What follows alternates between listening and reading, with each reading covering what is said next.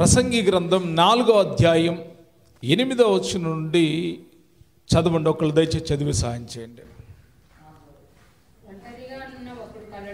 ఒంటరిగానున్న ఒకడు కలడు, అతనికి జతగాడు లేడు, కుమారుడు లేడు, సహోదరుడు లేడు.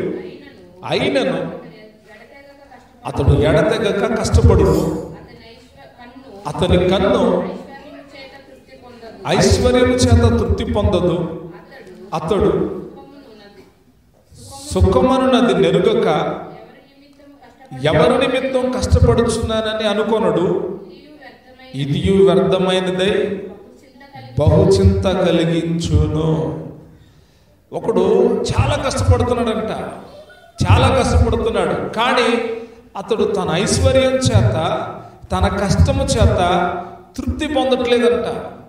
తనకి బిడ్డలు లేరు, భార్య లేదు, ఎవ్వరూ లేరు.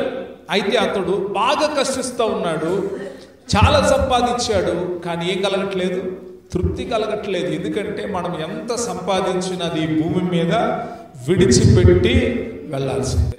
కాబట్టి మనకు కలిగి ఉన్న వాటితో తృప్తి చెందడం అనేది దేవుని పిల్లల యొక్క లక్షణమై ఉంది.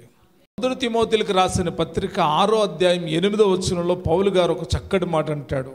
మనం ఎలా తృప్తి పడాలని అంటాడంటే చాలా చక్కటి విషయాన్ని రాస్తాడు. చదువుదాం. 1 తిమోతికి రాసిన పత్రిక 6వ అధ్యాయం 8వ వచనం. మనం ఈ లోకములోనికి ఏమీ తేలేదు, దీనిలో నుండి ఏమీ తీసుకొని పోలేము. కాగా అన్న వస్త్రములు గలవారమై ఉండి వాటితో తృప్తి పొంది ఉందుదుము. ఏం కలిగి తృప్తి పొందుదాం? మనం ఈ లోకంలోకి ఏది తేలా, వచ్చేటప్పుడు మనం ఏమీ తేలా, పోయేటప్పుడు కూడా మనం ఏమి తీసుకొని పోలేము. అన్న వస్త్రములు గలవారమై ఏం పడదాం? తృప్తి పడదాం. డబ్బు తృప్తినివ్వదు. డబ్బు బ్రతికిచ్చిద్దా? ఆహారమే కదా, వస్త్రాలే కదా మన దేహానికి చాలా ప్రాముఖ్యమైనవి. కాబట్టి పౌలు గారు అంటాడు, అన్న వస్త్రములు గలవారమై తృప్తి పొందుతాం. కొంతమందికి తిండి విషయంలో, వస్త్రాల విషయంలో తృప్తి ఉండదు. ఉంటుందా? దేవుడు ఈ చక్కటి వస్త్రాలు ఇచ్చాడు, దేవుడికి స్తోత్రం. ఇచ్చిన వాటిని బట్టి దేవునికి స్తోత్రం. వాళ్ళకున్నలాగా నాకు లేవు, లేకపోయినా పర్వాలేదు. నా దగ్గర మంచి వస్త్రాలు లేవు, ఏవో కొద్దిపాటివి నా సామర్థ్యానికి తగిన వస్త్రాలు నాకున్నాయి. వాటితో ఏం చెందాలి? మనం తృప్తి పడడం నేర్చుకోవాలి. అబ్బో వాళ్ళు చాలా హై లెవెల్లో డ్రెస్ వేసుకున్నారండి, నేను కూడా అది వేసుకుంటా అని అంటే ఆ ఆలోచనలు మనలో ఉంటే కానీ మనం తృప్తిపరచబడలేము. ఏమో దేవుడు ఒకవేళ కనికరిచ్చిస్తే ధరించుకుంటాం. ఏది ఏమైనా మనం తెలుసుకోవాల్సిన సత్యము, అన్న వస్త్రములు కలిగిన వారమై మనం కలిగిన వాటితో, మనకు కలిగిన వాటితో మనం తృప్తి పడడం నేర్చుకోగలిగితే మన జీవితము, మన ఆరోగ్యము, మన ఆత్మీయత అన్నీ బాగుంటాయి.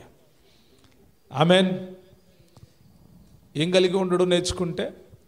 తృప్తి కలిగి ఉండడం నేర్చుకుంటే. అయితే మనం గమనించాలి, దేవుడు మనల్ని తృప్తిపరిచేటువంటి దేవుడై ఉన్నాడు. దేవుడు మనల్ని తృప్తిపరచాలి అనుకుంటున్నాడంట. చదువుదాం వాక్య గ్రంథంలో నుండి కొన్ని విషయాలు. దేవుడు మనల్ని ఏ ఏ విషయంలో తృప్తిపరుస్తాడు లేక తృప్తిపరిచాడు అనే విషయాలు మనం నేర్చుకుందాం. మొదటిగా కీర్తనల గ్రంథం 103వ కీర్తన 5వ వచనాన్ని దయచేసి చదివి సహాయం చేయండి.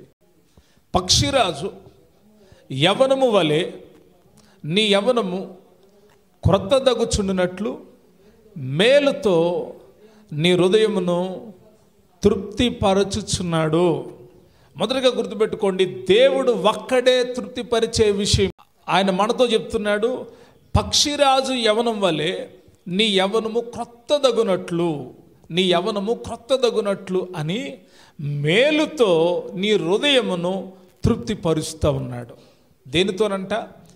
మేలుతో నీ హృదయాన్ని తృప్తిపరుస్తూ ఉన్నాడు.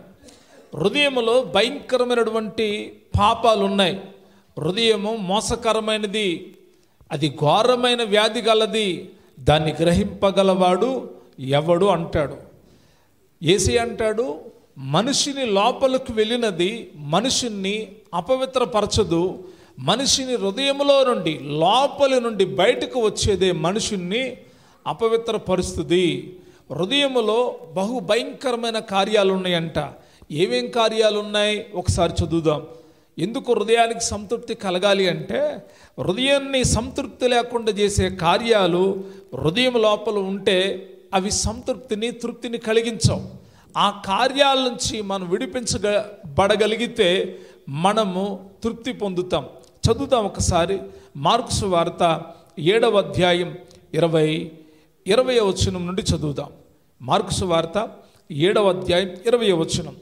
లోపల నుండి అనగా మనుష్యుల హృదయములో నుండి దురాలోచనలను, జారత్వములను, దొంగతనములను, నరహత్యలను, వ్యభిచారములను, లోభములను, చెడుతనములను, కృత్రిమమును, కామ వికారమును, మత్సరమును, దేవదూషణయు, అహంభావము, అవివేకమును వచ్చును.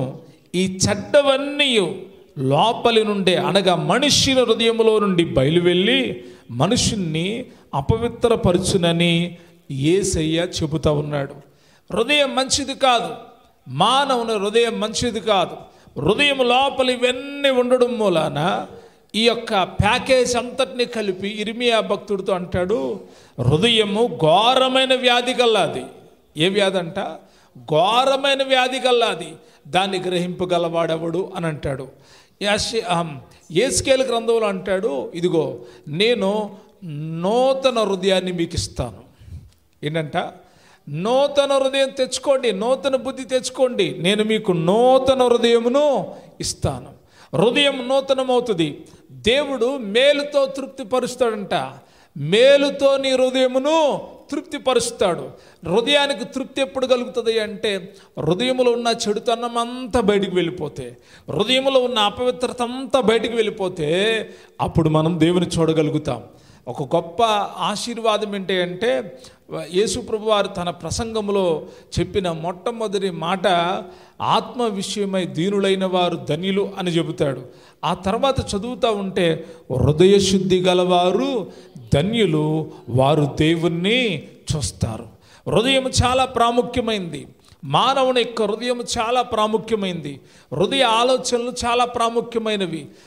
అన్నాడైన, మేలుతో నీ హృదయాన్ని తృప్తిపరుస్తాను. ఎలాగంటే పక్షిరాజు యవనం వలె నీ యవనము క్రొత్త దగుచున్నట్లు.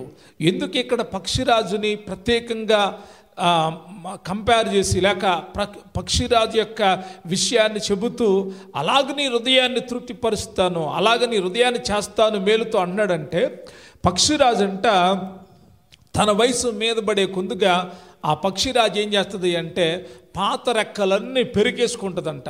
ఎవరో వచ్చి పెరకరో, అది తనకు తానే ముక్కుతో ఆ యొక్క రాళ్లకు రుద్దుకుంటా పాత రెక్కలన్నీ తీసేస్తుందంట.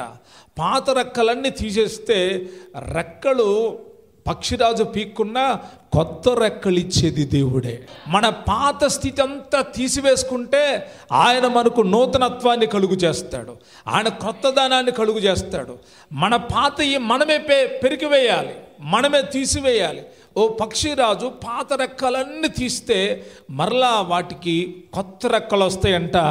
మరలా అది ఆకాశంలోకి వెళ్ళి విహారం చేస్తూ ఉంటుంది, ఓ గొప్ప ఎత్తుకి ఎదుగుతూ ఉంటుంది. మన ఆధ్యాత్మిక జీవితం కూడా అంతే. కొన్నిసార్లు పాతవైన రెక్కలు మనలో ఉంటాయి, వాటన్నిటిని మనం పెరికి వేస్తే మరలా దేవుడు ఏమిస్తాడో తెలుసా? క్రొత్త రెక్కలు ఇస్తాడు. అన్నాడు, నీ హృదయాన్ని నేను తృప్తిపరుస్తాను. ఎలాగో తెలుసా? మేలుతో నీ హృదయాన్ని తృప్తిపరుస్తాను. ఏంటా మేలంటే, నీ హృదయాన్ని శుద్ధి చేస్తాడు ఆయన. నీ హృదయంలో తన ఆత్మనుంచుతాడు, నీ హృదయంలో తన వాక్కునుంచుతున్నాడు. నీ హృదయాన్ని నూతనమైనదిగా చేసుకోవడానికి నీవు ఇష్టపడితే ఆయన వచ్చి నిలిచి నీ హృదయములో ఆయన ఆలోచనలు పుట్టించి నిన్ను నడిపిస్తాడు, నిన్ను పోషిస్తాడు, నిన్ను బ్రతికిస్తాడు. నువ్వు వెళ్ళవలసిన త్రోవలో నీకు తోడయుండి ఆయన నిన్ను నడిపిస్తాడు.